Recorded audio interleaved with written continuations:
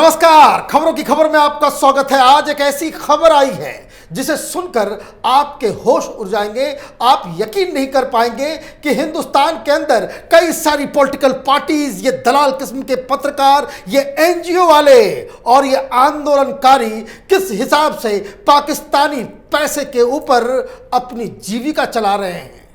आज खुलासा यह हुआ है कि शाहीन बाग, ये जो सीए के नाम पे जो तमाशा चल रहा था, उसकी फंडिंग आईएसआई कर रही थी। मतलब पाकिस्तान से माल आ रहा था और ये हिंदुस्तान में मुसलमानों के हुकूक की लड़ाई लड़ रहे थे। ये इस तरह के देशद्रोही गैंग के बारे में आज जो खबर आई है उसे सुनना और समझना बहुत ही ज़रूरी है, क्योंकि आज ये पता चलेगा ये जो सेकुलरिज्म के नाम पे ये जो हिंदुस्तान में कुछ लोग मुसलमानों की जो ठेका लेकर के बैठे हुए हैं, उनका आज असली चेहरा दुनिया के सामने आया। ये जांच उत्तर प्रदेश और गुजरात की एटीएस की तरफ से हो रही है। धर्मांतरण के लिए जो पैसा आ रहा है, उस पैसे का इस्तेमाल किस तरीके से शाहीन बाग में हुआ, सिर्फ शाहीन बाग में हुआ ही नहीं, बल्कि ये जो दिल्ली में दंगे हुए और ये जो शाहीन बाग के ये टुटपुंजिए नेता जो जेल के अंदर बंद हैं, उनको वकीलों को जो पैसे दी जा रही है, वो जो पूरा जो कानूनी लड़ाई लड़ी जा रही है, उसकी भी फंडिंग पाकिस्तान से हो रही है। इससे भी शर्मनाक और कोई बात हो सकती है? तो आज जो खबर आई है, पहले उसको देखिए क्या लिखा हुआ है कि उत्तर प्रदेश में धर्मांतरण मामले में गुजरात के वडोदरा से गिरफ्तार सलाउद्दीन शेख की संस्था AFMI, American federation of Muslim of Indian origin की जांच से यह खुलासा हुआ है कि पाकिस्तानी खुफिया एजेंसी ISI के इशारे पर चल रहे अवैध धर्मांतरण के लिए विदेशों से आने वाले फंड का इस्तेमाल देश विरोधी गतिविधियों में हो रहा था। एटीएस की जांच से यह सामने आया है कि 2019 की नागरिकता संशोधन कानून के विरोध में दिल्ली में हुई हिंसा के दंगाइयों को छुड़ाने के लिए इस फंड से 59,94,000 रुपए खर्च किए गए हैं। बाकायदा लिखित में इसके सबूत मिल गए हैं कि लगभग 60 लाख रुपए ये विदेश से आ रहा है पैसा। ये आईएसआई पाकिस्तान के पैसे से इनकी कानूनी लड़ाई लड़ी जा रही है। लेकिन अभी तो ये सिर्फ मैंने एक पैराग्राफ पढ़ा है। आगे जिस तरह के खुलासे एटीएस ने किए हैं वो और भी चौंकाने वाले हैं। क्या लिखा हुआ है? यूपी और गुजरात की एटीएस की ज्वाइंट जांच से पता चला है कि मजलूमों की मदद के नाम पर सलाउद्दीन जैनुद्दीन शेख की संस्था AFMI, American federation of Muslim of Indian origin, विदेशों से चैरिटी फंड जुटाती थी। विदेश से पैसा आता था। इस संस्था को दुनिया के कई देशों से पिछले 5 साल में 27 करोड़ 30 लाख रुपए मिले हैं। इसकी पूरी डिटेल है एटीएस के पास, और जिसमें 19 करोड़ 30 लाख संस्था के खाते में आए और 8 करोड़ रुपए हवाला से भेजे गए। मतलब आप समझिए, ये तो जांच चल रही है धर्मांतरण को लेकर के। ये लोग जो पकड़े गए कि किस तरह से धर्मांतरण के लिए विदेश से पैसा आ रहा है, तो कितने रुपए आ रहे हैं? 27 करोड़ 30 लाख रुपए, वो भी विदेश से। और इसमें सबसे ज्यादा पैसा कहां से आया है? संगठन क्या है? ये संगठन है अमेरिका की American federation of Muslim of Indian origin. और पैसा सबसे ज्यादा कहां से आया है?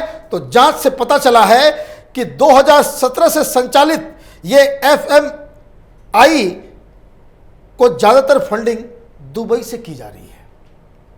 कंपनी का नाम अमेरिका से है, अमेरिकन फेडरेशन है ये। और पैसा कहां से आ रहा है? दुबई से। दुबई में कौन है इनके, कौन रिश्तेदार रहते हैं? तो दुबई से जो पैसा आ रहा है वो एटीएस बता रही है ये आईएसआई पैसे दे रही है, पाकिस्तान के जरिए ये पैसा आ रहा है। सलाउद्दीन ने इन 5 सालों में अवैध रूप से मस्जिदों के निर्माण करवाने और मुसलमानों का धर्म परिवर्तन करवाने के लिए 5 करोड़ 91 लाख रुपए नोएडा में संचालित उमर गौतम की संस्था इस्लामिक दावा सेंटर को दिया था। और उमर गौतम ने इन रुपयों का इस्तेमाल कहाँ कहाँ किया, इसकी पड़ताल चल रही है। अब ये देखिए क्या नेटवर्क है ये। कैपिटल टीवी लगातार इस बात को कहता आ रहा है कि ये जो किसान आंदोलन है, ये जो शाहीन बाग का आंदोलन है, ये सब वही लोग हैं। ये खालिस्तानियों के साथ मिलकर के ये जो आईएसआई का जो फंडिंग हो रहा है, ये उसी का तो चमक है। आप मोदी को राजनीतिक रूप से, पॉलिटिकली आप हरा नहीं सकते, आप पाकिस्तान की मदद लेने लग गए, वहां से फंडिंग लेने लग गए। यही बात तो मणिशंकर अय्यर पाकिस्तान में जाकर के वहां टेलीविजन चैनलों से कह रहे थे कि भाई मोदी को हटाने के लिए आपकी मदद की जरूरत है, ये आ रहा है मदद, ये आ रहे हैं पैसे, और ये शाहीन बाग के नाम पे यहां बिरयानी खाया जा रहा है। तमाशा हो रहा है इस देश के अंदर में, क्योंकि अब जो मैं आपको बताने जा रहा हूं वो एटीएस की तरफ से सबसे ज्यादा खतरनाक खुलासा है। एटीएस क्या बता रही है? जांच में यह भी सामने आया कि सलाउद्दीन और उमर गौतम की संस्थाएं 2019 नागरिकता संशोधन कानून सीए के विरोध में देश भर में हिंसा भड़काने में मदद कर रही थी। ये जो बवाल मच रहा था, ये जो 27 करोड़ 90 लाख रुपए जो आए हैं, उसका इस्तेमाल यहां हिंसा भड़काने में की जा रही थी। दिल्ली के शाहीन बाग में हुए प्रदर्शन में भीड़ जुटाने के लिए ये रुपए खर्च कर रहे थे। और क्या चाहिए? ये जांच से सामने आ रहा है कि जो शाहीन बाग में ये जो पैसे ले लेकर के दादी अम्मा लोग जो पहुंच रही थी, रोज जो वहां पे तमाशा चल रहा था, दिहाड़ी पे आंदोलन चल रहा था, ये आंदोलन जीवियों का, अब उसके नतीजे ये सामने, ये जांच से सामने आ रहा है। एक एक हिसाब सबका समझ में आ रहा। एटीएस को यह भी मालूम है कितने खाते से आए, कितने हवाला से आए, दुबई से कितना आया, अमेरिका से कितना आया, टोरंटो से कितना आया। ये सारी जानकारियां ये दिमाग हिलाने वाली हैं। आगे क्या लिखा हुआ है? इस दौरान हुए दंगे में आगजनी और तोड़फोड़ के बाद गिरफ्तार आरोपियों को छुड़ाने का पूरा खर्च इन्होंने ही उठाया था। सलाउद्दीन की संस्था को मिले विदेशी फंड से आरोपियों को छुड़ाने में वकील की फीस और अन्य खर्च के लिए 59,94,000 रुपए फी में खर्च किए जा रहे हैं। इनको देशद्रोही नहीं कहें तो क्या कहा जाए?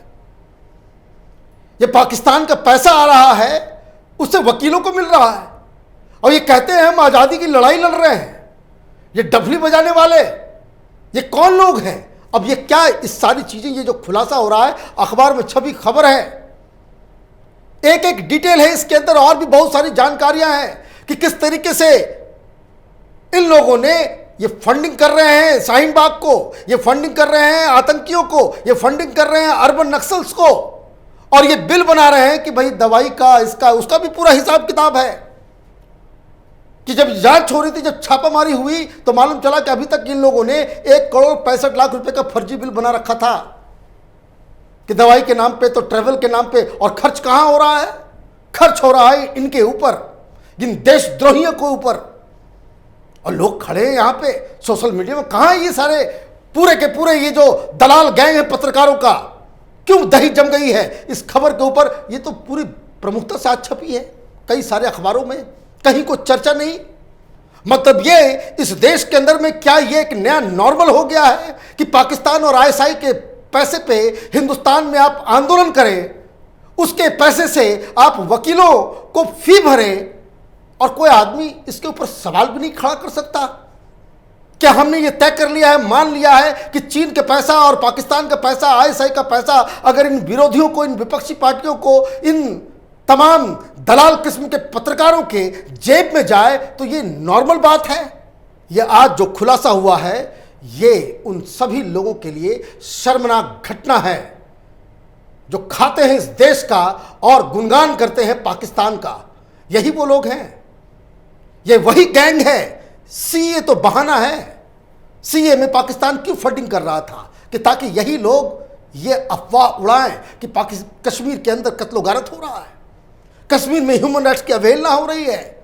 यही वामपंथी, यही डी राजा की पत्नी, इमरान खान का भाषण होने वाला 2 दिन पहले यूनाइटेड नेशन में, जनरल असेंबली में उनका भाषण है। 2 दिन पहले प्रेस क्लब में यहां पे एक अफवाह उड़ा दी जाती है, बकायदा प्रेस कॉन्फ्रेंस किया जाता है कि वामपंथियों ने एक फैक्ट फाइंडिंग कमेटी भेजी थी, कश्मीर के अंदर 17,000 बच्चे गायब हैं। इमरान खान उसी को कोट कर रहा है। मतलब आप देखिए कि किस तरीके से हिंदुस्तान के अंदर हमने सपोलों को पाल रखा है, और ये सरकार है जो इन लोगों के खिलाफ कोई ढंग से कार्रवाई नहीं करती। अगर ये सारी खबरें, ये सारे सबूत एटीएस के हाथ लगी है, तो ये धर्मांतरण में ये जो मुल्ले मौलानाओं को जो पकड़ा जा रहा है उसको तो साइड में कीजिए। ये देश के गद्दार, ये ज्यादा खतरनाक लोग, ये दिल्ली के लुटियन जोन के अंदर बैठे हुए हैं, इनके पास ये पैसा क्यों आ रहा है, ये कौन लोग हैं जो इसका पैसा ले रहे हैं। उन वकीलों से भी पूछताछ होनी चाहिए कि जिनके पास ये आईएसआई का पैसा उनकी जेबों में जा रहा है। बहुत बड़ा आज जो है दिन है इस मामले को समझने के लिए कि हिंदुस्तान के अंदर में ये बीजेपी के लड़ने के लिए चक्कर में, ये आरएसएस के खिलाफ लड़ाई के नाम पे, ये बीजेपी के खिलाफ लड़ाई लड़ने के नाम पे, ये सीए के नाम पे, ये किसान आंदोलन के नाम पे, ये जो देश के गद्दार हैं उनका चेहरा बेनकाब होना बहुत ज़रूरी है। हमारे लिए ये खबर आखिरी नहीं है, इसके ऊपर और भी डिटेल्स के साथ हम फिर से हाजिर होंगे। तब तक आप देखते रहिए कैपिटल टीवी। हमारे वीडियोस को लाइक कीजिए, शेयर कीजिए और हमारे चैनल को सब्सक्राइब कीजिए। धन्यवाद।